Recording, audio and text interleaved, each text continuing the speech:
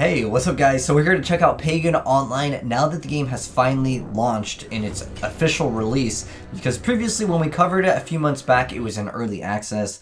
But anyways, they added 2 new characters, and on top of that there's a lot of improvements and quality of life changes that have been implemented in. So I wanted to kind of serve this video as a introduction to the game, essentially, since it just officially came out, and answer some of the questions that I was getting asked while streaming. So the game actually came out really late last night, so technically this is the first day for me, especially since depending on where you lived, this could be the first day of launch. So anyways, there are 2 new heroes, and one thing that has actually changed with this is you have the ability to select tri-hero. So we're going to go ahead and give you guys some quick little gameplay of Eldon as well as Hector. Those are the 2 new classes in the game. So you have Eldon, which is a Frost dual stance weapon master. So let's go ahead and try him out. Now when you first play this game, you're going to be able to select any hero that you want, and then the other heroes you'll be essentially unlocking them as you progress in the game via doing these assassination missions. But anyways, this is Eldon.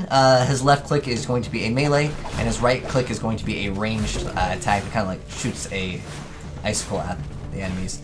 And then his mobility is that which you just saw right there. You get 2 of them. And then his middle mouse button is like a Nova, or depending on the stance that you're in, some of the abilities will have alternate ways to perform. So this is his E ability, which grants him a large sword. And his spacebar is going to grant him a glacier armor, as you can see visually.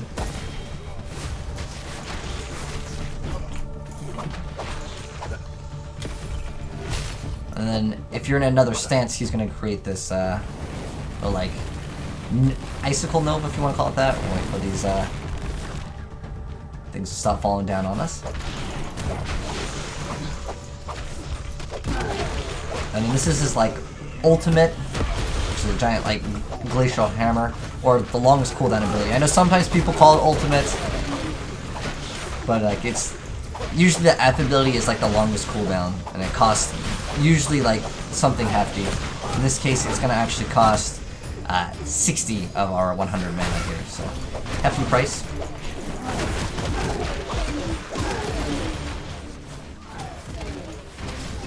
So this actually will dash in movement, but if you're in the range stance, it'll do something different.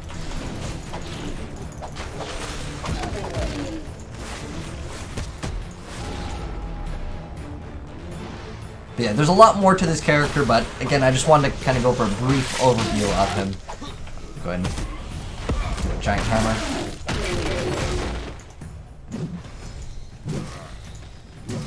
Alright. And then they'll pretty much put us back into the Pantheon.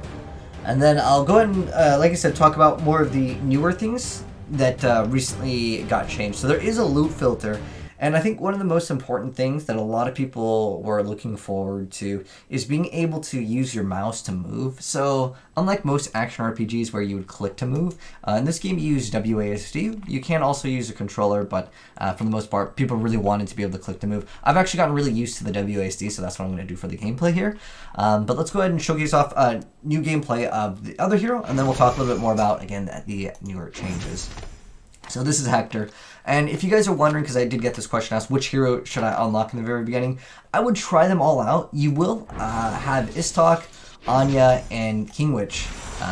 These you just get, and then you basically get 1 hero soul to select another hero. So try them all out, see which one you like the most, but I think most people would agree that Hector is very strong right now, so let's go ahead and showcase off him.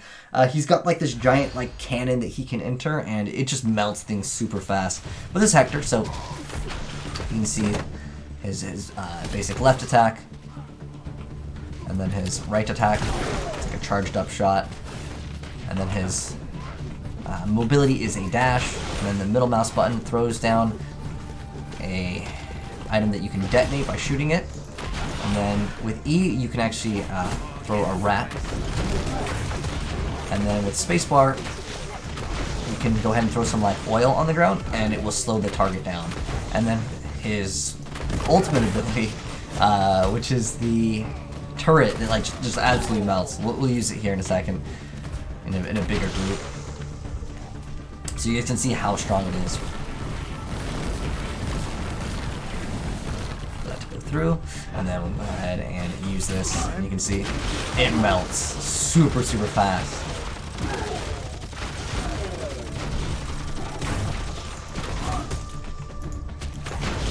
I really like this middle mouse button because you can click on it again. Kind of have to set up for it, but on some of the missions where you have to fight waves of enemies, it's really good because you can set up like ahead of time.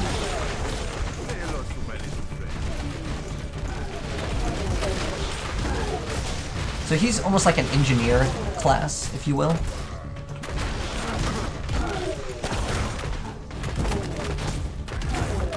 Okay, and then we're coming up to the final boss, and then I'll show you guys again the changes, and as well as the menus and stuff, and kind of answer some of the questions that a lot of people did have, because while streaming the game, a couple people came in and asked because they were perhaps interested in purchasing the game as it just came out. They wanted to check out some gameplay and, you know, have their questions answered. So first off, if you guys want to read all the patch notes, I will actually have a link that will be pinned, and I'll have like all of these things that I'm talking about also listed. So first off, this is an action RPG. It is a buy-to-play one, but you will have to unlock the heroes. As far as I'm aware of, there is no microtransactions. You will unlock a bunch of the different skins by just playing the game via gold unlocks. So as far as the hero forts, let me go ahead and show you guys this. So there is an option to customize the heroes, and you could select different skins, and these will cost the hero shards, which you will acquire in the game.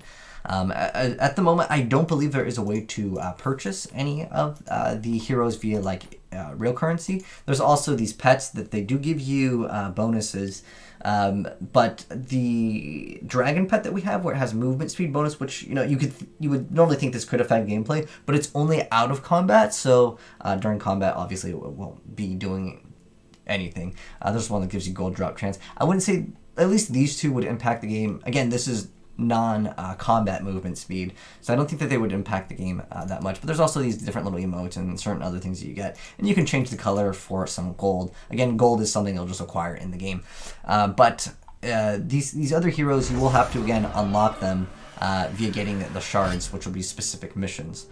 This video is not going to serve as a guide or showcasing off every hero. I actually did cover that a while back, and if you guys are interested in checking out all the heroes, minus these two, but we just technically gave you guys gameplay of these two, I do have a video on that as well, and that will also be pinned.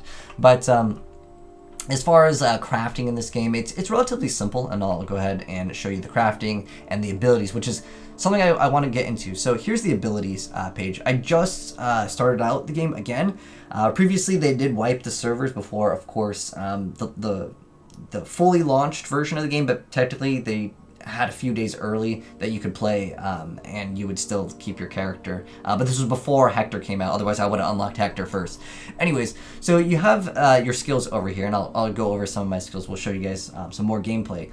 But basically, you have your skills that you can go ahead and put more points into. So this one is called Blade Storm, so I can activate it, and basically it's like a swirling effect where there's a bunch of blades around me. If I put a stat point into this, I can make the duration last longer. It will have a level requirement, and there's also something called your legacy rank. So if you kind of want to think of this as something global across your account, you can. I mean, many of you guys probably have played Diablo, so I'm just going to kind of consider it kind of like Paragon. The reason why I say kind of like Paragon, certain things will be locked to having your legacy score, but it's more so something that I'm trying to explain that it's global, it's not per character basis.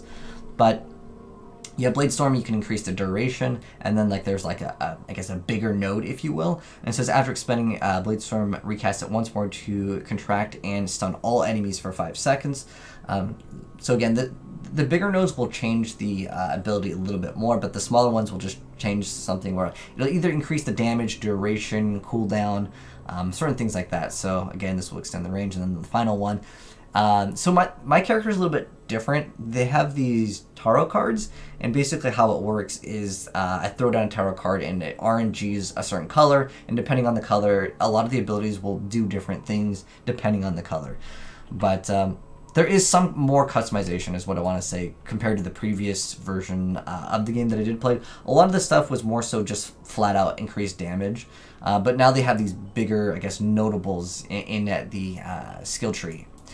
But I would say the game is still relatively linear in the sense where you have a set amount of skills and you're pretty much going to be using most of them. I know that there might be like a few variations of how this skill is played, but if you're looking for something like Path of Exile, this is probably not going to be the same experience. Because I had a few people come in and ask, has the game changed a lot since its previous version of the game, aka like the early access version? And I wouldn't say, again, it's near Path of Exile's level of depth. It's, I would say, very friendly for any of you guys that are interested in just playing the hero and kind of playing with their set of skills. But as far as crafting goes, it really hasn't changed too much. I remember before there were like these daily login things where you basically claim materials. But basically how it works is you have a recipe and you'll have your crafting materials, and then you put like a base item of the, and you'll just go ahead and craft it. This instance, I don't require the crafting materials, so I can't craft it. But basically you craft it, and then it will RNG certain stats on it, depending on what the item is, and of course what the recipe is in the first place. Now, another thing that has actually changed, there is something called the Astral Shield. This is something new, not something new that just came out when the game launched, but it is something that's newer. So basically, if you want to think of it as something that would take damage before your health, that's basically what it does. And I've been just getting anything that has Astral Shield is really what I'm trying to prioritize on the character, because that regenerates, and some missions you'll get bonuses if you don't use a health potion, so I've been kind of doing that. There's also this extended stat sheet if you're interested in like min-maxing and understanding what exactly what does strength do and dexterity. We're not going to go over every single little detail, but I did want to mention that if you are looking for that, it does offer it in the game. There are legendary items in the game. There's something called Fabled things that you can put on your legendary, and I'm just going to link a video down below for that, because that's going to be kind of something a little bit separate. Someone else made a really great video, so I'm just going to link theirs. But basically, you can make the gameplay feel a lot more unique. You can roll something that would be like, if you every 5 enemies you kill, you regen a certain amount of your mana or energy.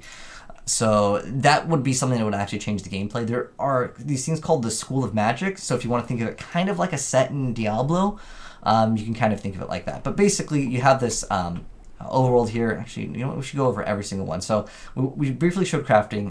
Here's our inventory here. And your characters will share the inventory. So if you want to like change characters, you can go ahead and use some of the same gear. You don't have to transfer it. And then obviously I showed you the abilities. And then we showed the Hero Forge, and then if you go to the vendor here, you can walk up to the shop, or you can just click it at the top. It's really nice, and you can buy and sell just like you normally would. And just like any game, I think as we progress in the game, we'll get more stuff to buy. Like I said, the accounts did reset at some point, so I don't have everything unlocked. Now, another thing that is new is this party system, where you can actually invite other people. I don't know if they have to be in the same like channel, if you will, of the game, because I remember before there was a lot more players. But basically, there are other players in the game which you can obviously party with. This was something that is new, because when the game first came out in early access, a lot of people were like, what the heck, there's no multiplayer in this action RPG. But now they had added that. And then there's also these things called hunts, which you can see what you'll get for the reward. But let's go ahead and hop into like more so the campaign. This is not the start of the campaign. However, I will skip all the cutscenes or any of the audio dialogue, so it won't spoil anything.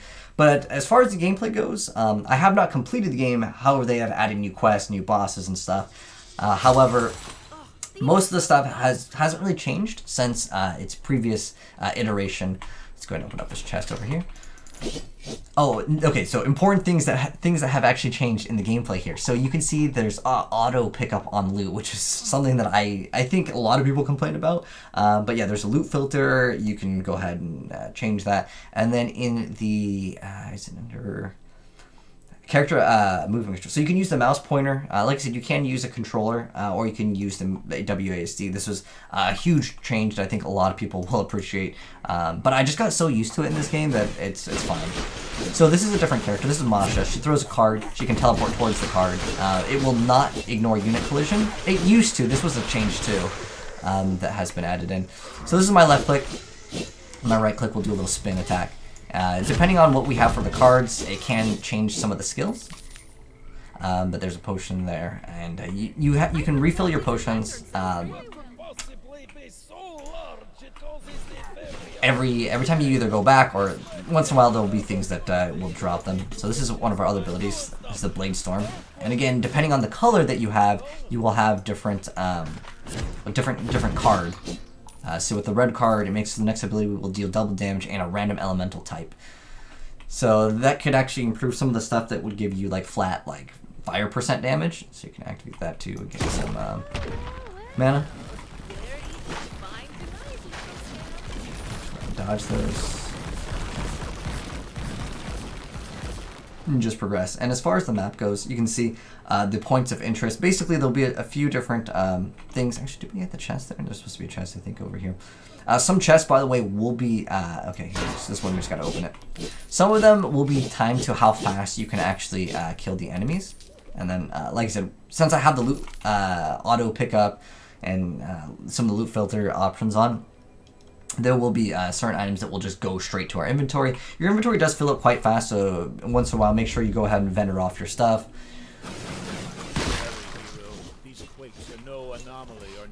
But as you guys can see from the gameplay, it hasn't really changed too much in that aspect, but obviously there is new characters. Go ahead and activate this, and it's going to give us our swirling aura here. And then we have this ability, which is really cool. If one person dies, like, all of them take damage. This is my E ability. It's called Doomsay. So you see, we just are leveling up our legacy rank, which again, that's something that locks gear to. Like, certain gear will say, like, it requires you to have a legacy rank of whatever. Okay, I can't get rid of that. You know what, we might have to go all the way around. Sometimes that happens, like if you're looking at the map, like we can't progress this way, so we're gonna have to go all the way around. That usually happens in most of the gameplay here. You'll notice that it usually forces you to take like the longest route, so if you're looking at the mini-map, just always go, for the most part, oh, you know what, this one's blocked off too, might have to go all the way around. Sometimes it forces you to basically touch something that will interact with the map and basically unlock the next area. Might actually have to go left here. I'll double check again. Okay, you know what? This time we're totally fine. But like I said, a lot of times you will have to go for the longest route. So there's a chest, and it's probably over here. And if we get there within the next 60 seconds... Oh, never mind. It's this chest right here. There are, like I mentioned before, chests that will basically lock itself. And like I said, I'll skip out on all like the talking, so there's no like spoilers. But we're relatively early on in the game, as we're only level 9 here. Just do this. Use my Blade Storm. I really like that skill. It's really awesome. But yeah, basically with this character, you want to be spawning the tarot cards as soon as you can, which is your mobility.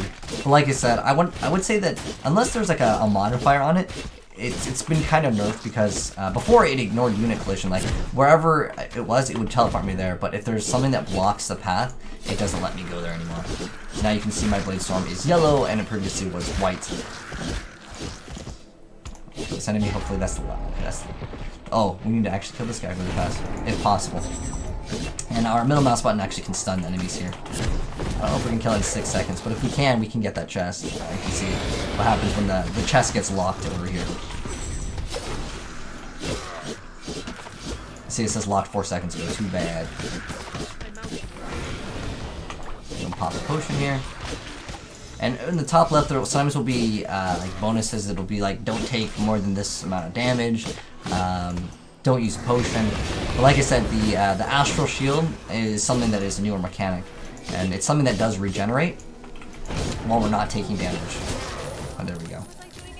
Get all our loot. I'm going to auto pick up those things. And we'll go ahead and go back. So this is basically what you'll be doing. And there will be, sometimes there'll be like cutscenes, and there will be, also you can see the other players like times. There's like, I guess, kind of leaderboards, if you will. But yeah, those are the changes pretty much with Pagan Online. I'll probably update you guys in the future with like the late game content, because I technically had my account reset. Well, everyone had their account reset since like a long time ago. There are these things called hunts. You can see there's different... it's kind of different ways to play the game, but for the most part, most people will probably want to do the campaign first. So basically, just keep on hitting battle over and over. But if you go to this battle gate over here, you can see kind of like the overworld.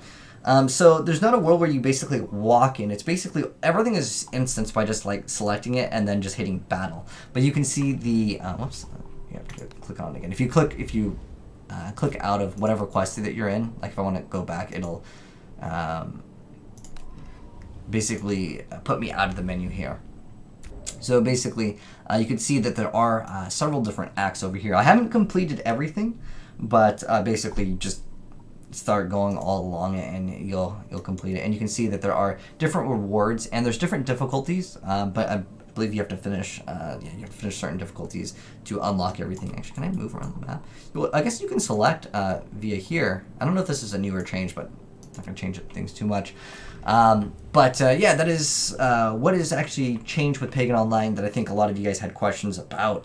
But if you guys want to catch me live, I will be streaming this game from time to time, and I'll leave my Twitch down below if you guys want to check that out. And I'll leave links to some of the patch notes as well as the fabled weapons. Basically, what people really wanted was legendaries that really affected the gameplay. Like, I'm sure some games will call it uniques, like Path of Exile calls it uniques, or legendary items in Diablo to really change up the gameplay, because I only have one as of right now, and you can see it's basically a stat stick. It doesn't have like a special ability where like every time I use this ability it doubles like what it does. But anyways, if you guys have any questions on Pagan Online, I would try to answer as many as I possibly can down below in the comment section below. But another important thing, one of the devs came in from the game while I was streaming it the other day, and they gave me a bunch of the codes for the dragon pet, so I'll also have that pinned down below if you guys want to get with the dragon pet, because I have several codes and I only need one.